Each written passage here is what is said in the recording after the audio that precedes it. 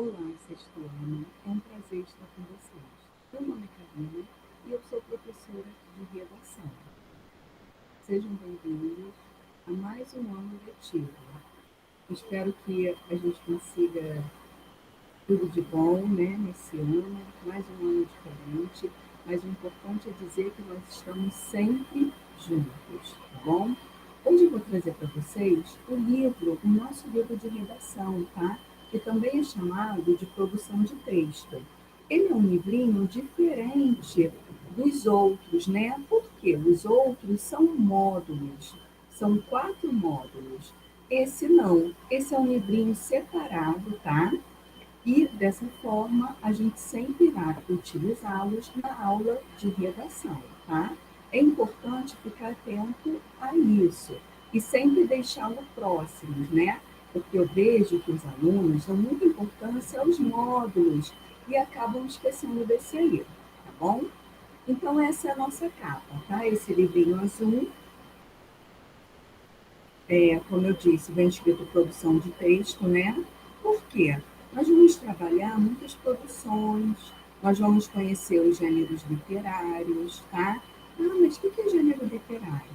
É um recurso que eu uso para utilizar os tipos de texto, como narrativo, o dissertativo, né? Quando eu vou contar uma história, ou eu vou escrever sobre algo, ou eu vou descrever um personagem, uma cena, um lugar, tá bom? Então a gente vai ver isso. Então, exemplos de gêneros é o conto, é a carta, é o bilhete. A gente vai ver, ó, receita. A gente já começa falando de fábula, né? Aquelas fábulas conhecidas que tem como objetivo passar uma lição, um ensinamento, tá? Para vocês. E a gente vai ver também o conto popular, que são textos narrativos, tá bom?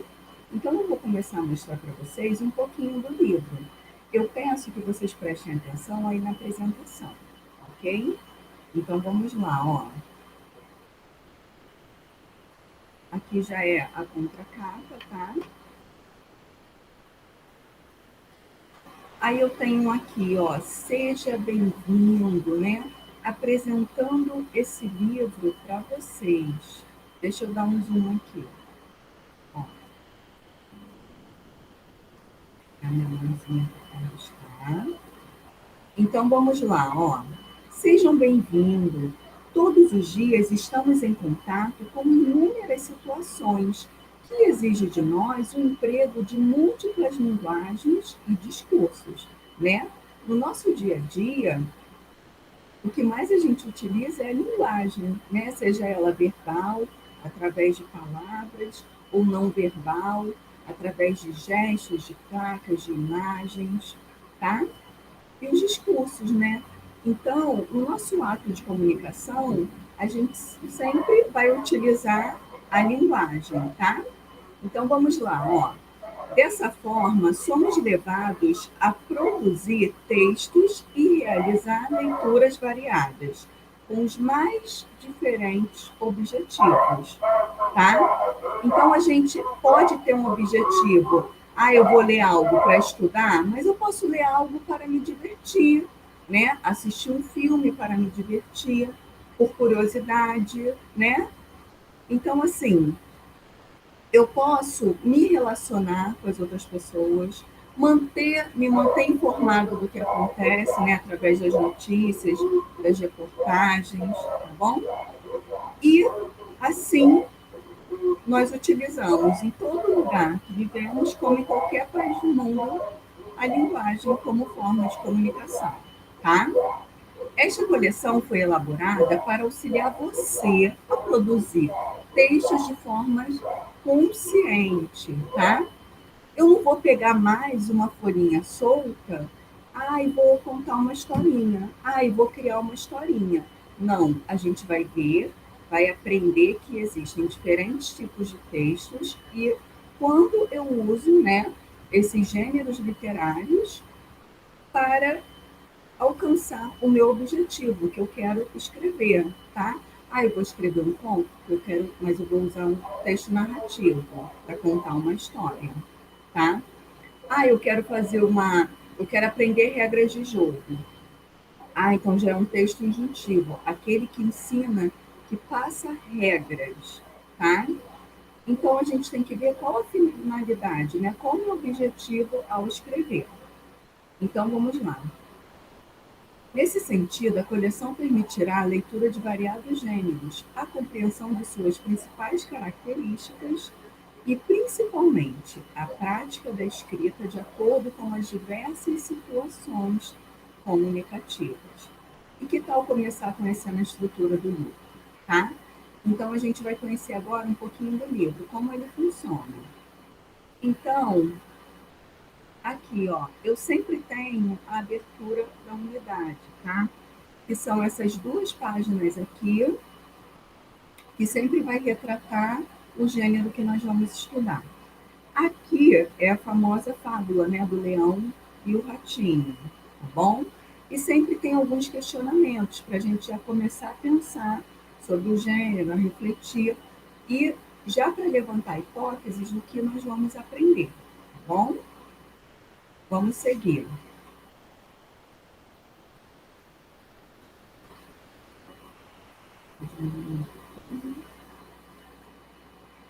Então, dessa forma, eu acho muito interessante. Por quê? Nós vamos aprender fábula, mas antes de aprender a fábula, há sempre um contexto ensinando a gente um pouquinho sobre a história da fábula, né? Ensinando a questão do conto popular. Ah, eu vou estudar tirinha, mas aí vou aprender em que ano começou a tirinha no Brasil, quem foi o responsável. E também nós vamos encontrar algumas informações históricas, tá?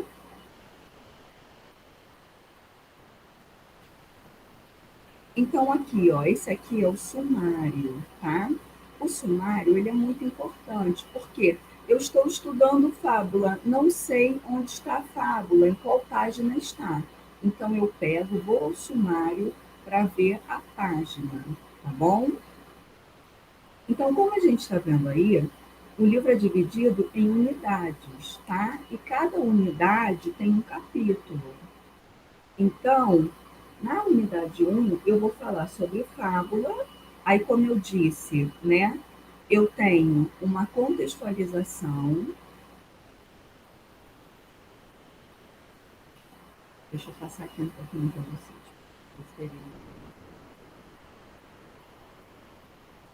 Aqui, ó, origem das fábulas, os animais como personagens, né? Por que que acontece isso? E fala também de Monteiro Lobato, né? Por quê? Ele ele é um grande escritor da nossa literatura, né? Infantil. Então, ele foi um dos autores que deu início a esse tipo de movimento. E a gente vai ver um pouquinho sobre ele também. Isso é muito interessante, porque a gente já começa sabendo que é uma fábula, a sua origem, por que ter a fábula, né? É muito interessante que a gente vê que a fábula ela tem mesmo essa função de passar um aprendizado. Então você vai ler e vai ter um aprendizado ao final dela, uma lição de moral, tá? Então é assim. Agora vamos voltar um pouquinho lá para o cenário de novo. Peraí. Aqui. Aí eu vou ter uma fábula, né? Eu vou explorar esse gênero, eu vou fazer uma interpretação de texto, né? Depois eu vou explorar a fábula, falando já da sua estrutura, da questão dos personagens, né? Que eu tenho personagem principal, eu tenho um antagonista, que é o contrário, que é o malvado que a gente conhece, tá? O personagem secundário. A gente vai ver também a questão do tempo, do narrador. Então, tudo isso a gente vai aprendendo ao longo de cada capítulo, tá bom? Depois, eu posso ter até mais uma fábula, né? Que no caso aqui eu tenho, que é a Assembleia dos Ratos, tá? E novamente eu vou trabalhar com a compreensão, com a interpretação e depois com as características do gênero, tá? E, por fim, eu posso ser uma sugestão de produção de escrita para criar uma fábula, tá bom? Agora, nós vamos ver o seguinte, isso aqui, ó, lá na página 10, eu abro o livrinho virtual, mas eu gosto sempre de ter, perdão, página 1, tá? O livrinho físico aqui comigo. Então, vamos lá. Eu vou falar um pouquinho, porque já é a nossa primeira folhinha, tá? E a nossa primeira folhinha, ela está bem simples. Você consegue ler e responder essas informações. Então, a gente vai falar de texto, contexto, o discurso, né? E os gêneros textuais. Então, vamos lá. O texto a gente entende, né?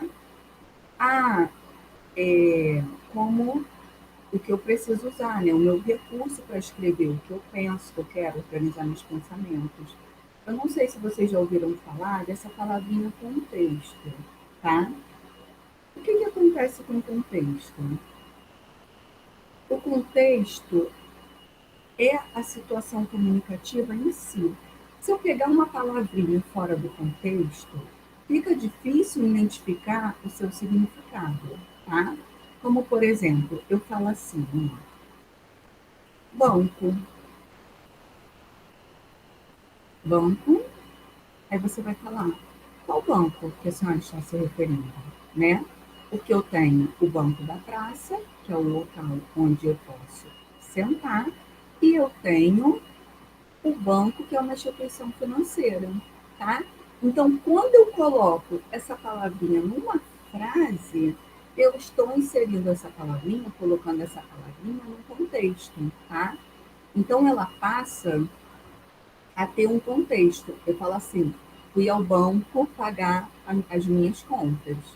Ah, ela inseriu um contexto, então já sei que é instituição financeira, né? Porque eu não vou pagar as contas para o banco da praça, né? Não tem lógica. Ah, fiquei sentado no banco um tempão. Eu já entendi, né? Que é o banco da praça, tá bom? Tem várias palavras, né? Como manga também, por exemplo, que eu tenho a fruta e tenho a manga da blusa, tá bom? Então vamos aqui dar uma lidinha para eu explicar para você.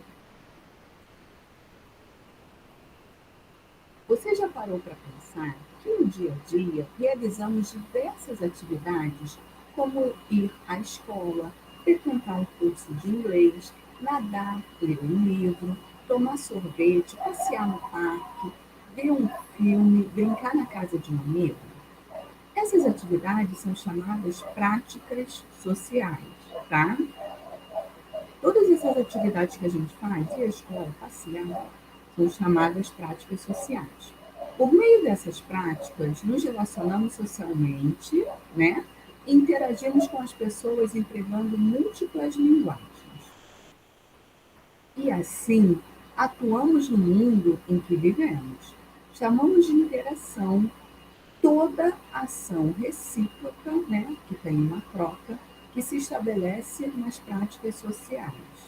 Essa interação ocorre entre os interlocutores, ou seja, os participantes de uma interação social, né? Se eu chamo o meu amiguinho para conversar, nós somos os interlocutores dessa conversa, tá? Então vamos lá, nós vamos ver aqui abaixo uma foto, né? Na verdade, são duas fotos.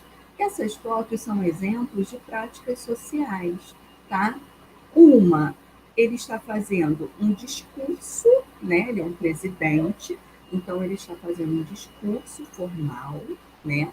Ou seja, ele está usando uma linguagem mais culta, ele tem que ter cuidado com o que ele fala, né? Enquanto o outro é o exemplo de uma interação social entre amigos. Então, essa conversa mais informal, mais descolada, onde eu posso usar gírias, tá bom? Então, assim, provavelmente a prática que a gente mais faz é conversar com os colegas, né? A gente dificilmente faz um discurso, tá bom? Então, eu vou encerrar por aqui. Na página 8, vocês conseguem fazer a primeira folhinha, tá? Já dei, inclusive, algumas respostas. Eu agradeço pela atenção de vocês. Até o próximo vídeo, tá bom? Tchau, tchau.